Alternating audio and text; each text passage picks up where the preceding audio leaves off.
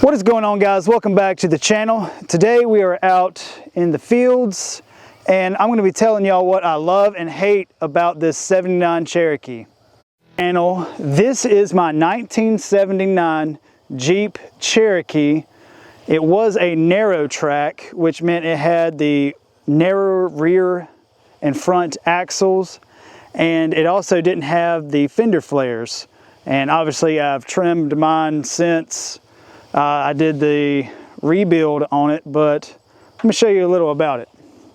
So you may be wondering why the grill looks different than the typical 79. Well, it's because I put a booby grill on it, or the egg crate grill. I like the other name better, but I wanted the circle headlights on it just because I just think it looks more like a retro build, and I did put the LEDs in there and everything like that.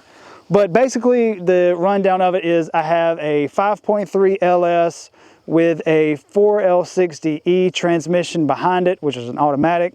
Then I have a GM 241 transfer case out of a, I think it was a 95 Z71. I just wanted a floor shifter. Then the drive shafts are Oliver drive shafts, and then they connect to my axles. The front axle is a 1979 Dana 60 Kingpin axle. It came out of the Snowfighter F250. So the front axle I completely redid. I put 488s in here with a Grizzly locker from Yukon. I went with Revolution gears, 488s like I said, and then I rebuilt the kingpins, and then I made some custom steering, as you can see here. And in the rear, I got a 14 bolt. I got an ARB locker in the back of that. And just because I wanted this to be a little bit more street friendly, I didn't want a full-time locker. And then also I did the shackle reversal suspension in the front. So you can see my shackle is on the rear where it was on the front. So that's basically the rundown of it. I got the Jeep for free, as you've probably seen in a previous video, and I just kind of did a resto mod. I didn't really restore it. I just kind of made it for what I wanted.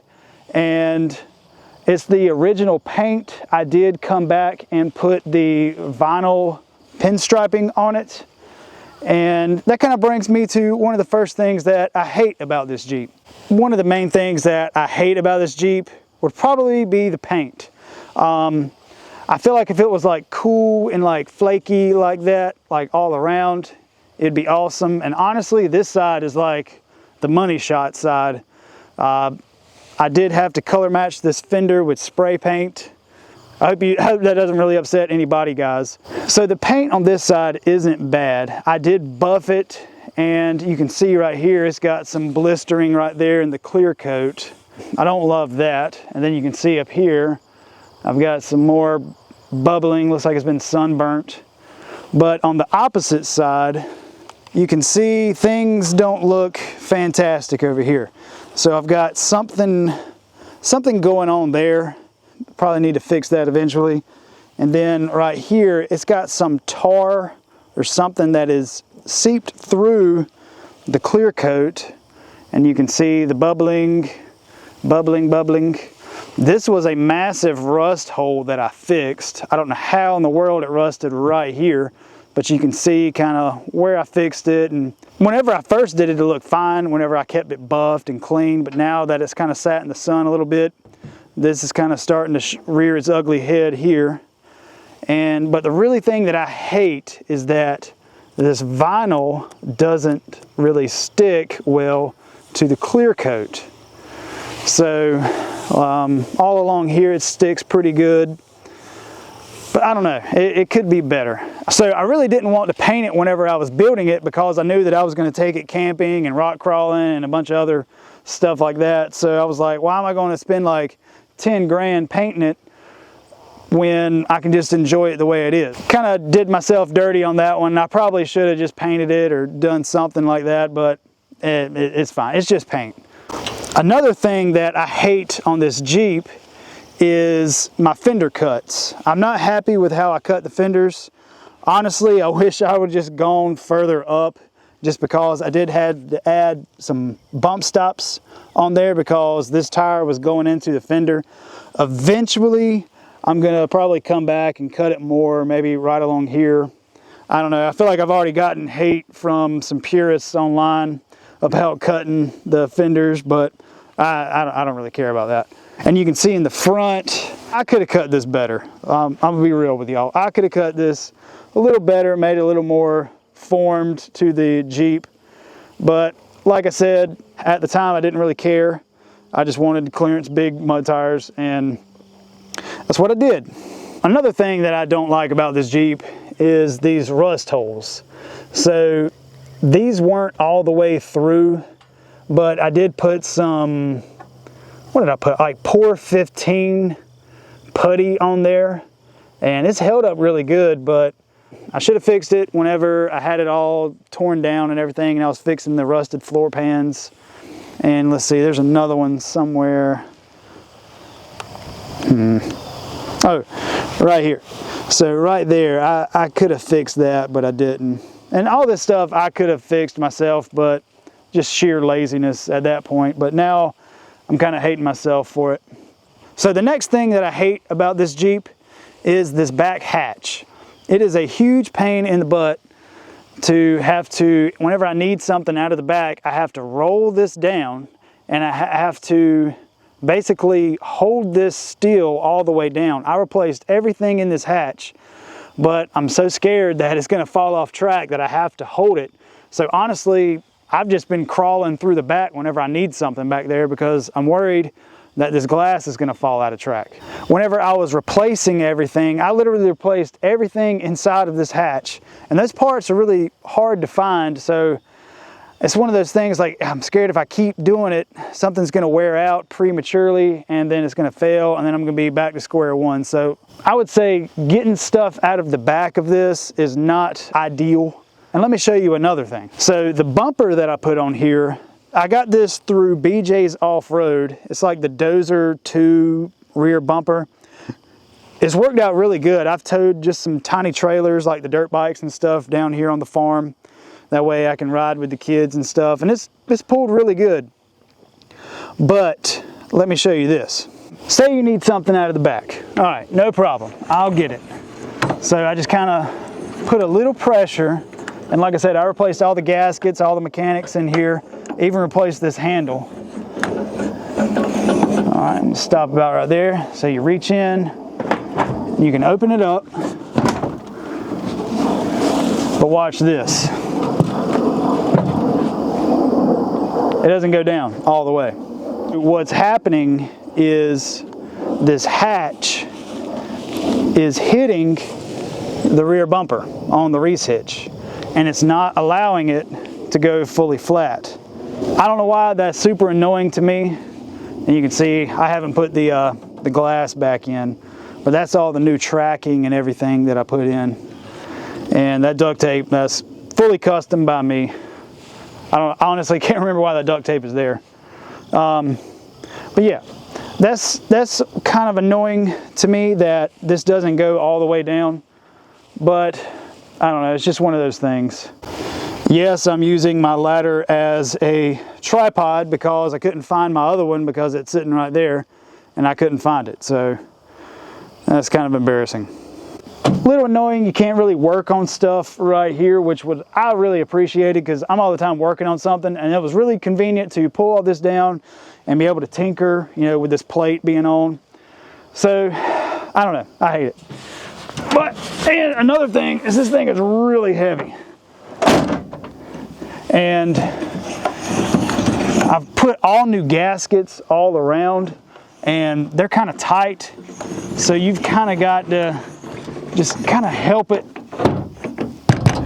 go up, which is, like I said, it's just one of those things, just the inconvenience over time kind of adds up. And I would say the last thing that I hate about this Jeep, and I'm gonna have to change it here soon, is the looseness in the steering. So as you probably noticed, I don't have a steering stabilizer. I kind of don't believe in them. My thing is, if your steering's right, then you don't need one. With this Jeep, it's done really well with the Barnes steering kit. Like, I've got all my geometry correct, everything is fine, but I'm starting to get play in my steering box itself. And I believe after my last trip to Uwharrie, the steering box, it started whining really bad because I don't have hydro assist. So I would say my steering box will be the last thing that I hate on this Jeep, which I'm about to replace and probably go to a hydro assist or a ram assist. And honestly, it's just one of those things that I haven't done yet just because I've got so many other projects going on, but it's definitely on my to-do list. So now that we have all the hate out of the way, hate. I'm gonna tell you everything that I love about this Jeep. The first thing that I love about it is how it looks. I love how this Jeep turned out. I could not be happier with the looks of it from about this distance right here. This distance right here, this Jeep looks flawless.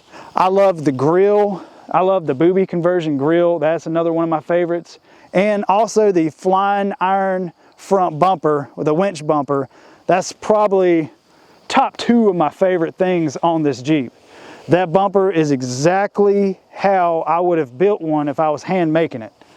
I love the little mini stinger right there. I love like the speed holes right there. I got a little owl. So definitely check out Flying Iron Fab if you have one of these full-size Jeeps and you're looking at a bumper. And I would say another thing that I love about this Jeep is the wheels. I really love the H2 wheels on here. I've always loved those ever since I saw them on the H2s. I didn't like the H2s, but the wheels, the factory wheels, these are the best factory wheels I believe that any car company has ever made. I have toyed with putting bead locks on it, but honestly, I like these. What do y'all think? Should I put bead locks on this or leave the H2 wheels? And I can't make a love it video without talking about the 4-foot wide eagle on the hood. So full disclosure, this Jeep is not originally a golden eagle. So what I did instead of putting the golden eagle, I actually had some custom stickers made for my 6 Feet Under Fab stuff. So I don't know, I feel like it's pretty tasteful. Another thing that I love is the roof rack. So JCR actually makes these and like mass produces these low profile full top roof racks. And I really dig the look. You know, it's not like super tall and it's not like safari looking. It kind of gives it a more sleek look because this is a tall vehicle. Like, I'm not a tall person. I'm probably 5'10", maybe. And this is pretty tall. So, but I mean, I can still reach up and put stuff up there. And I don't know, I really like that about it. Another thing that I really love about this Jeep is that it's still on leaf springs and it still flexes really good. So whenever I was toying with ideas for the suspension, I honestly considered going 3-link in the front, 4-link in the rear, just because there's so much room up under these full-size Jeeps for activities. Aerobics in here, so many activities. After I looked around and kind of figured out what I wanted, I really wanted to keep the leaf springs just to show people you don't have to have these expensive heavy-duty suspensions underneath your Jeep to enjoy it. So I don't go rock crawling every weekend with this Jeep. If I did, I probably would, you know, have a coil suspension. But as of right now, I enjoy the leaf springs. I think it's really cool. It's almost like it's period correct for the Jeep. Like, you wouldn't see a Jeep in 1979 roll around with, you know, coilovers and stuff like that. I think that's really cool, and I may eventually go that route, but for now, the leaf springs do just fine for this Jeep. So I would say the last thing that I love about this Jeep is the interior space. This thing has a massive interior. My kids love it because there's so much room. They can bring all their toys and blankets and stuff like that. I mean, it's just a lot of room on the inside. Now I'm going to go over some honorable mentions of love and hate. An honorable mention, it leaks oil. Whenever I drive it pretty hard and then park it for a couple of days, it does leak oil. And it's the rear main seal. I've already looked into it. I replaced the rear main seal whenever I put the LS motor in here, and I believe it's still letting a little bit of oil get by it, so I'm probably gonna have to revisit that one day. Another honorable mention is that it has a 4L60E. I know those transmissions have a bad rap, and honestly, knock on wood, this one has done me good so far. I did put an extra transmission cooler, an external transmission cooler, just to keep it cool, just because I've heard a lot of horror stories whenever the 4L60Es, whenever they get hot, you're done. If you know me personally, you know my take on Jeeps. I like all my Jeeps to be manual just because I like to be able to tell it to shift. But this one does a really good job. It's the first 4L60E that I've ever had in a Jeep, and I don't hate it, but whenever I was building this Jeep, I wanted it to be an automatic just because I wanted it to be a little bit more user-friendly. I wanted my wife to be able to drive it to the store, you know, or something like that, or if my wife's Jeep is in the shop, you know, for something or whatever, you know, she could drive this to work, turn the AC on, turn the heat on, and be comfortable. I feel like I should mention this because I love and I hate it. I love that it's a two-door Cherokee and it's not a Wagoneer, because I feel like everybody builds Wagoneers. But another thing that I hate is that it's a two-door. So I have two little kids, and taking them to school, they always ask to ride in this Jeep, and it's just kind of one of those things that just becomes a wee bit of an inconvenience when I'm dropping them off, like the carpool line, like they have to crawl on top of me to get out, which is fine. I enjoy them stepping on me. But if it was a four-door, it would be a lot more convenient. But then again, I think it's cool because it's a two-door. So up under the hood, I would say, you know, it's pretty clean up here. I love this radiator. I've got the BJ's off-road overflow tank. I like that. But for the most part, everything under here is good. I do have to clean up some wiring back there. I was messing with something the other night, and I got to put some wire looms on that. Everything else, this thing is pretty flawless up underneath the hood, and that's my condenser. Honorable mention thing that I love is the air conditioner. So I do have AC. I have heat and AC in this Jeep, and it blows ice cold and super hot, which is good. And I'll show you another thing. That is my transmission fan right there. It's just kind of a one of those derail Amazon special external radiator with the fan. I know this video was a lot of talking, but I'm also curious to see what y'all's feedback is. What do y'all love and hate about this Jeep? Please let me know in the comments. What's your favorite thing about it, and what's your least favorite thing about it? Because I have had some backlash online for, oh, why'd you LS swap it? You should have got a 401. You should have rebuilt the 360 that was in it. I wanted this to be user friendly. I didn't want anything carbureted. Not that there's anything wrong with carbureted Jeeps, but I just wanted to hop in it in the dead cold of winter and fire it up and drive to work and not have to worry about it cranking up. All right, guys, that's probably going to do it for this video. I appreciate you watching me talk about what I love and hate about this 1979 full-size Cherokee. If you have any questions or comments on the Jeep, definitely put them in the comments, because I'm interested to hear. I really want to know what y'all love and hate about this Jeep. So anyway, guys, I appreciate y'all watching, and we'll see y'all on the next one.